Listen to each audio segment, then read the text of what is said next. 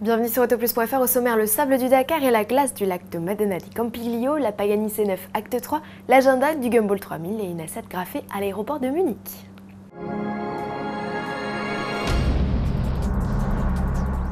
Le Dakar s'achève sur une première victoire de Nasser Al-Attiyah. Jusqu'à présent, il avait surtout connu des succès en rallye.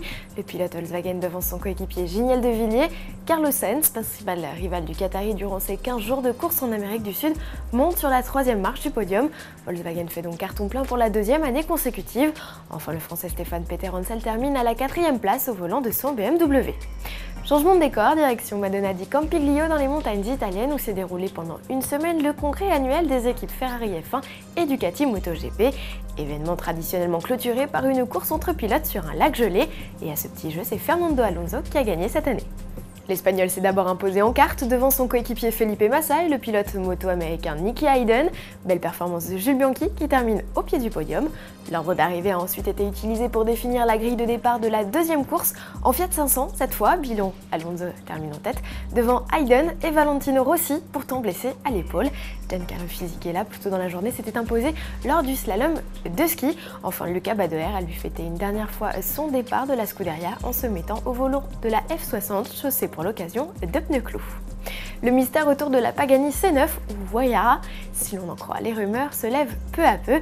Après un premier teaser énigmatique et un deuxième plus concret autour des détails clés de l'habitacle de la future supercar, le troisième opus s'axe un peu plus sur l'extérieur avec des gros plans, des échappements, des jantes, d'un phare ou encore d'un bout de carrosserie.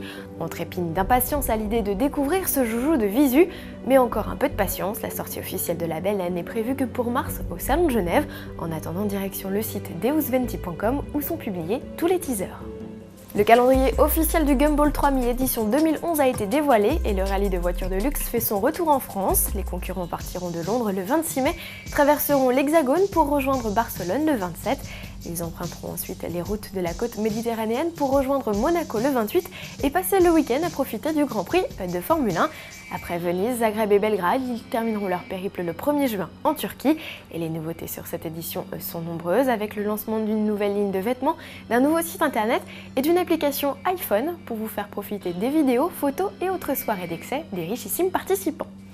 Enfin, pour terminer, focus sur une œuvre d'art made by Audi.